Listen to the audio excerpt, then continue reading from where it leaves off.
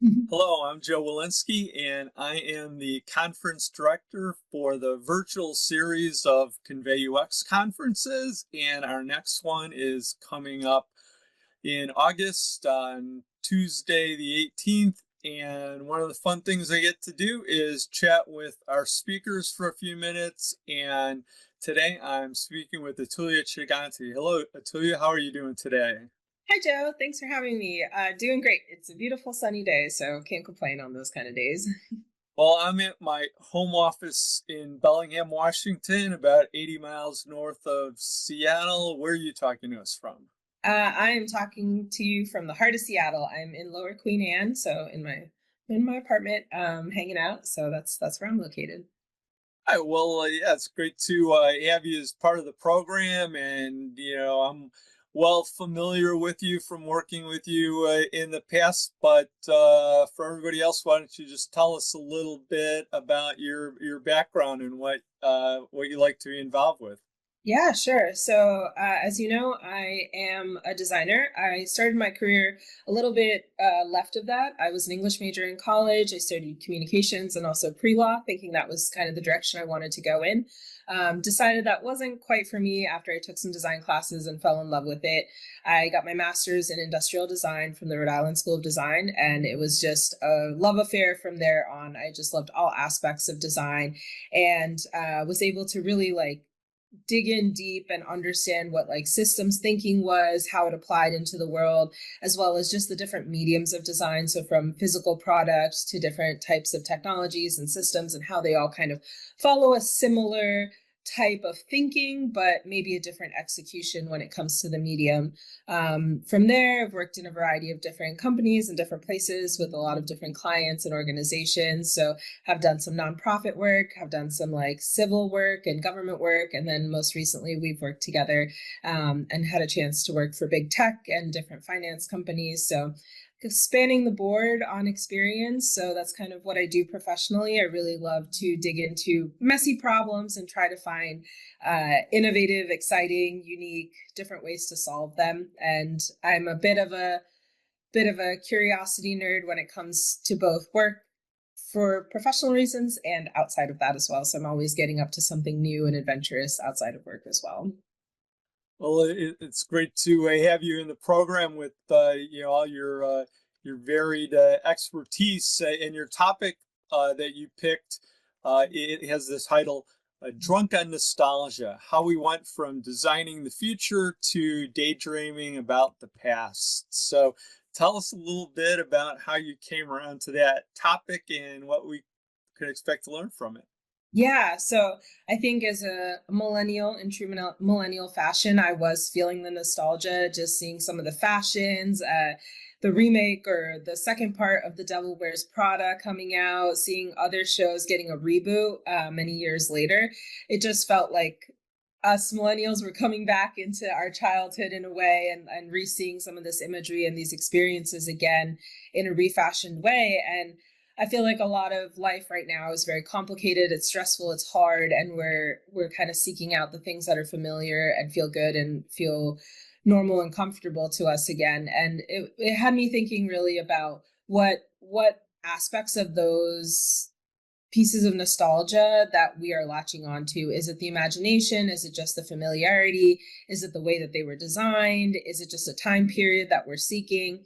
And thinking back a little bit to my design experience and also just my design education and how so much of the pillars of the folks who seem to be remembered throughout design history were always pushing the envelope, thinking about the future of what could be, what's possible, by like defining a world that hadn't existed yet. And it seems like today we're sort of thinking about the world that used to exist. So, how we can marry those two ideologies together to really think about how design can create for the future again by maintaining the lessons that we learned in the past, but really maybe even rethinking that framework as well. So, it's been a pretty exploratory phase for me and doing a lot of reading and writing in that space. So, I thought I'd explore it in this topic as well to consider what are the joys we found in the past and how do we carry that into reshaping the future that we actually want moving forward. It sounds like it's gonna be a great topic.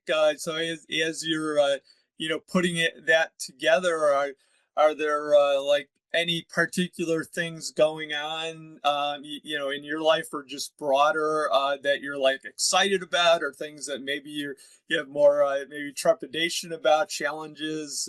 Like how are you kind of addressing this balance between nostalgia and the future that you mentioned? Yeah, I think the future part always feels a little scary because, you're seeing the news and you're hearing all these things that are, I am very trepidatious about and very concerned about. And I think it's also like a pinnacle moment of having to shift from being maybe young and a kid and having people you look up to who are going to solve the problems to becoming the problem solvers, and what that transition looks like. And it feels a bit scary. And so that's kind of like the overarching thing that I've been dealing with. But to kind of ground myself, it's like trying to find joy. I think there's been a lot of like subtle things that are happening in the world that remind me of the lessons that we learned, maybe say in like from Mr. Rogers, or from Arthur, or things like that, that I keep coming back to. I feel like there's a lot of sports going on. Of course, we're in the midst of the World Cup, so seeing a lot of teams that are considered underdogs just never giving up always is very inspiring to me. I'm from the East Coast, so I have to be a bit of a bandwagon, bit of a long time Knicks fan. So having the Knicks take it in 5 was really exciting. So now, New York is the title holder for both men's and women's basketball. And I think like seeing all that, like the comeback stories that have been like long time perseverance coming to success has been really exciting. I know that I'm not much into horse racing, but it was very exciting to see this one horse who was absolutely dead last in a lot of races come from behind and get into first place, after training with the only female horse trainer to ever win these races. So I think seeing the success of perseverance has been extremely exciting. And I'm reading a book right now called Playful by Cass Holman, who was a professor at the Rhode Island School of Design, and she talks a lot about joy and fun and including play in design and in work. And it's just been really exciting to find her story and find all of the work she's done and the effort she's put into it. Such a beautifully researched, well-written book that's really also helped me find hope and understand how we can, as individuals, have an impact on the bigger picture. And so those have all been like helping me kind of keep going. Some people might say that that's like a bit frivolous or just like the fun and the joy, but I think we need to have hope and find those moments of joy to push us through the things that are really hard. And so I'm using that joy to propel me forward in trying to challenge what is scary and coming soon. Well, it's great to hear all those insights, and you throw out quite a lot of current cultural references. So, yeah, thanks for those reflections, and look forward to seeing you at the conference in a couple of months. Yeah, super excited. Thank you so much for having me. I can't wait to meet everybody and have a great conversation. Thanks a lot, Tulia. Bye bye. Thank you.